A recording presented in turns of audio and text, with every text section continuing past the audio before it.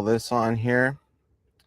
Good morning, everyone. Welcome to your June 12th situational brief for Indigenous Emergency Management news and information you can use. I'm just going to see if I can add a different screen here. That one was kind of coming through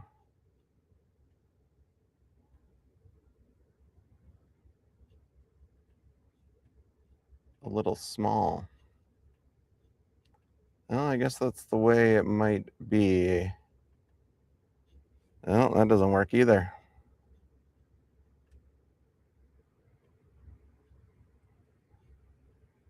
No, hang on.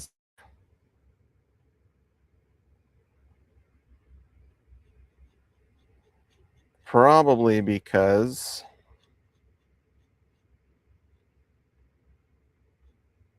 I need to be off this page and on this one.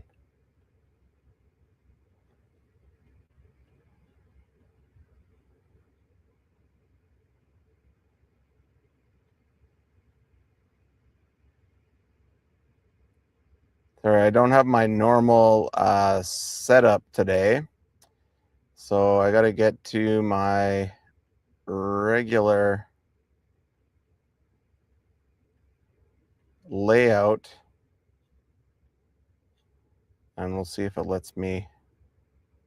Good grief, there we go. But I'll see if I can expand that a little bit. All right, we're gonna go with this for today. If it's a little smaller than usual, you can always, of course, download the briefing on our website at app.hazardscape.com. So there's at least that, and I'll get the text enlarged here a little bit for you. Bit of a slow start. We're doing a remote live today, which always means there's a little bit different setup than when I'm at my house. But Manitoba wildfire situation, that still seems to be kind of the hot hazard for the current moment. The Manitoba Wildfire Service is responding to 21 active wildfires across the province. So you can see here that there's significant number of these out of control fires that are being monitored in remote areas, while they've still got the ones here that are still out of control and again being responded to, while some of them are being just monitored because they may not be impacting any built up areas. So as we watch the wildfire conditions, especially in Manitoba, Ontario, following some of the heat they had, and then they had some awful storm systems move in, that I think Manitoba for at least the next little while is going to be the province of significance. And then we've got still Matagami First Nations mandatory evacuation has been in effect June 2nd. Winusk First Nation is a state of emergency, remains active. They've got 63 evacuees. And then we've got collapsing Peter Ballantyne Cree Nation's Pelican Narrows remains under a state of emergency following their fatal shooting in that community. And then we've got Permanent People's Tribunal, which is conducting a ruling, or did an interim ruling on May 29th regarding current policies to ongoing genocide against Indigenous peoples in Canada. So those are the main summaries that we have right now.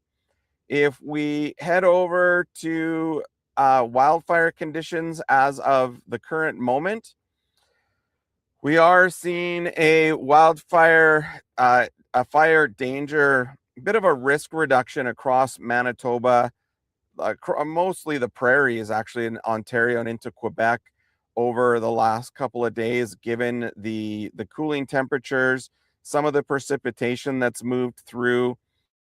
See the northern northwest part of Alberta, central Saskatchewan, and then Labrador. Those are the areas of significance right now. But again, given that it's June the 12th, we're doing pretty decently in terms of the fire weather index and the fire danger. And all this really means, again, is that in the moderate areas, the blue, there can still be fire starts. It's just they're not going to grow as intensely or move as quickly as they could in an extreme area. But the areas that are in that yellow to light tan to brown, those areas, if fires are starting up there, they are going to move a little bit faster and be a little bit more intense. And then, given the weather conditions that we're seeing right now, these are current conditions. You can see where that heat is kind of hanging around now. It's in Western Quebec, so we're seeing temperatures at the moment around 27, 28.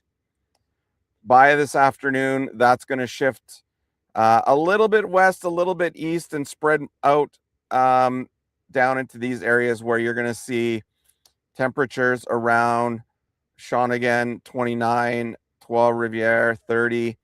That's just going to, of course, exacerbate the fire danger that we see across those areas. And then that light blue moderate might shift a little bit to kind of the fire weather index of 6 to 15, maybe even plus 16.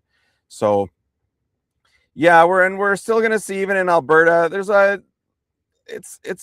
it's warm up near high level, but then you get into the south, it's cool. And that's probably, we're going to probably start to see that shift next week. So let's go out to Monday. There's where we start to see forecasts: Edmonton 22. We're getting into Prince George 19. By Tuesday afternoon, kind of the same thing. You're seeing a bit of cooling in the east. And then if we go out as far as Wednesday, kind of, you know, I don't know if those are below normal for June, but if we're looking about Wednesday afternoon on June 17th, we're at about a 15, 16, 18 as we head into summer. So not super hot, but of course, El Nino has been declared.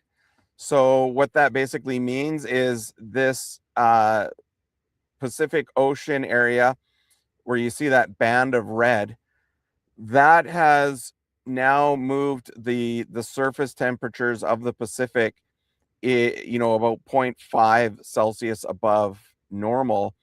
And that signifies the start of El Nino, which I'll get into a little bit more here.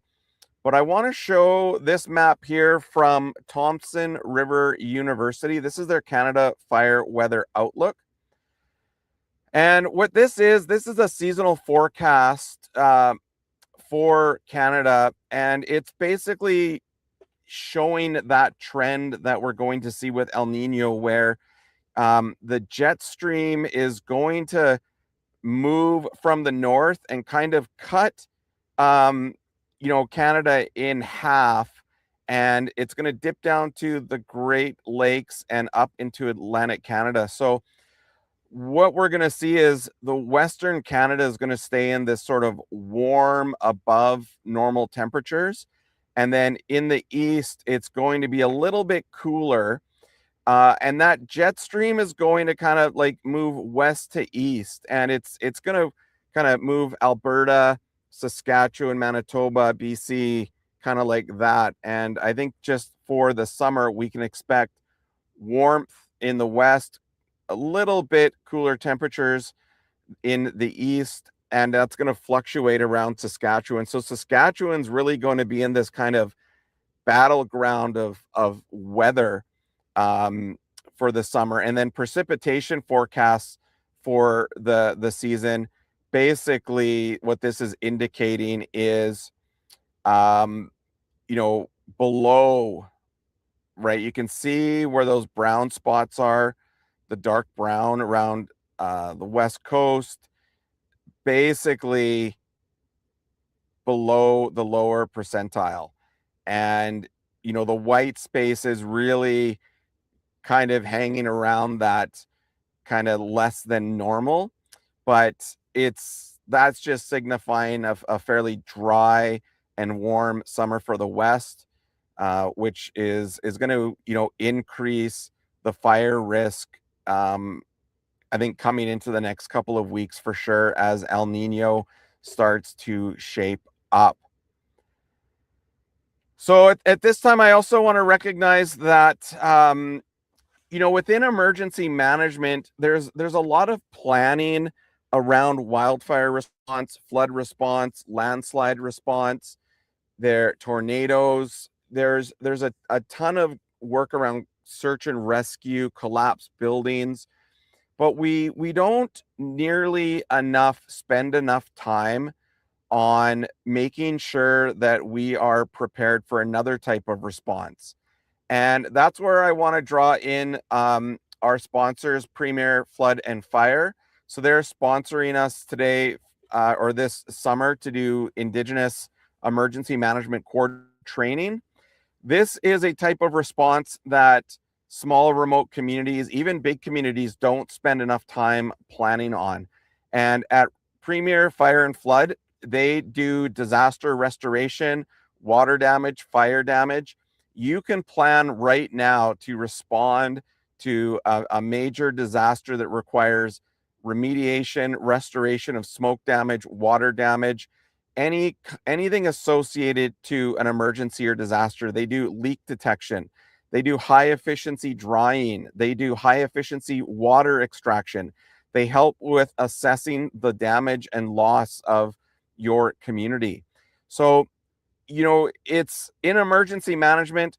Again, this is the type of response following a wildfire or a flood or a landslide that we want to focus on. And I just really want to thank Darcy and Riley at the team at Premier Fire and Flood for sponsoring this and for sponsoring our Indigenous Emergency Management Essentials Certificate Program. And working alongside them in this venture is Indigenous owned All About Abatement. They are professionals at mold, lead, asbestos, hazardous material abatement. And Kyle and his team, they know the importance of dealing with these kind of hazardous materials following an emergency or a disaster. So I want to thank them as well for sponsoring these daily briefings. Our Indigenous Emergency Management Coordinator certificate program that is available to take all summer on our app at app.hazardscape.com. But if you're thinking about planning a hazardous materials assessment, or you're looking at incorporating abatement and hazardous material restoration and extraction within your emergency management program, which is super critical given the amount of toxic materials in communities, in dumps. Even if you have to remove your fridges and freezers out of the home, there's a process to make sure that all of the hazardous materials within that are removed from those fridges and freezers, because they will leak out into dumps. They will leak out into the land. So All About Abatement, First Nations owned. Give Kyle and his team a call if you're looking for that type of support through your emergency management planning process. Always something that we want to focus on is not only the infrastructure, but the health and safety of those in our communities. So yeah, looking at the flood hub as well, we're still tracking some of the high water that's up in northern Alberta, Saskatchewan. Those areas are kind of finally peaking, so which is good news on the rivers there. Not much in terms of damage or significant issues, but we are, it's still an extreme water levels for some of these water bodies. And so wanting to continue to stay vigilant there. And then I got to do one thing here. Hang on a sec.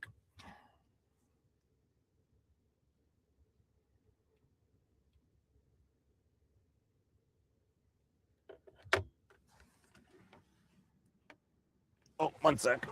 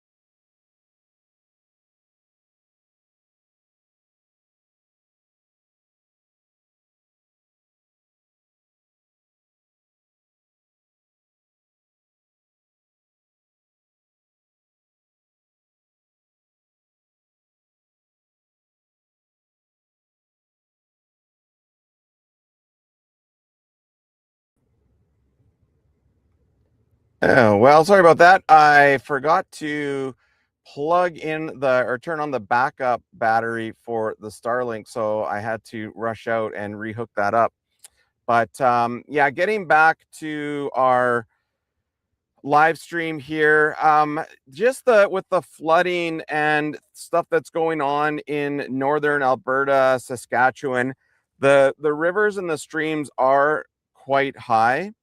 But unfortunately, we don't have sensor or information within that Swan Lake area. They're kind of in a bit of a hole. But at least in the region, you can kind of take a look at, those rivers and did peak with some water mid um, sort of right now as kind of things move east, as water moves east through those water basins.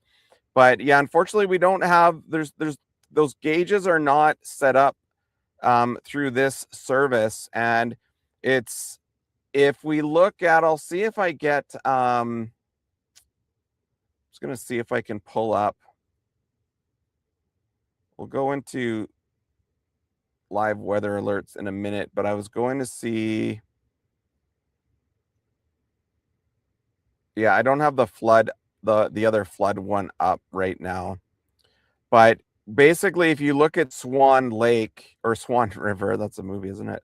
Um, there is some flood mapping that shows, where this river cuts through.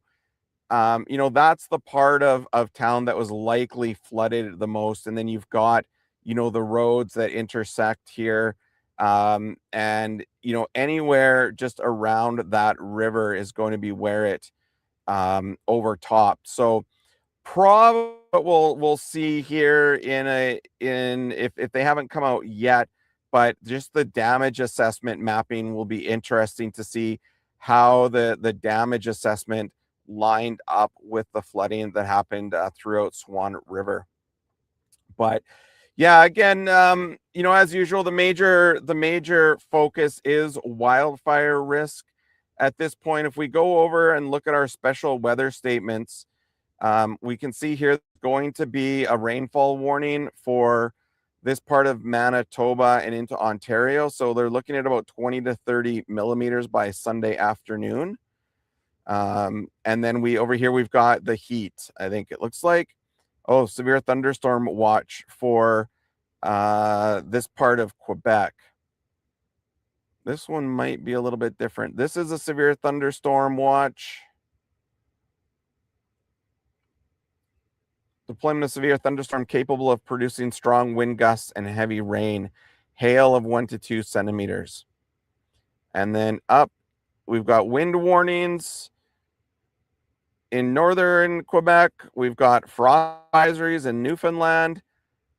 Rankin region has still got a rainfall warning. We should take a look at, what are they saying here? It's heavy rain. The ground has a reduced ability to absorb the rainfall. So if we take a look at, what our satellite is showing, you can see those systems that are starting to move around and fluctuate a little bit, especially in, this area here. If we look at rain and thunder forecasts, so going into today, we'll just play it along. So you can see those systems that are moving through Quebec towards Labrador. That's what's going to bring the rain. You can see those lightning belts there. Up in Manitoba, that's the system that's bringing that rain. So they're going to see some precipitation in those areas, which isn't necessarily a bad thing given the fire risk that exists up there.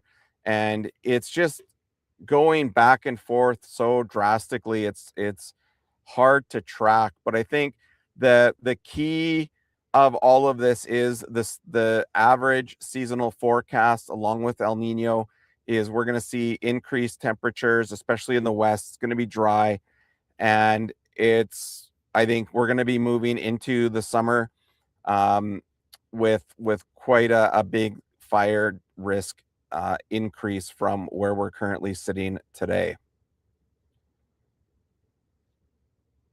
So yeah, I will and again, if you kind of just catch this part way through, you can go to our app.hazardscape.com. You can get a copy of our daily sit rep today. It's downloaded on there Monday to Friday.